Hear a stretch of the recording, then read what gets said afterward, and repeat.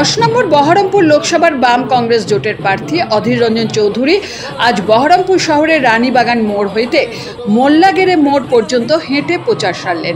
পথের দুপাশে অগণিত সাধারণ মানুষ দুহাত তুলে আশীর্বাদ করলেন। এরকমই চিত্র দেখা গেল বহরমপুর শহরে।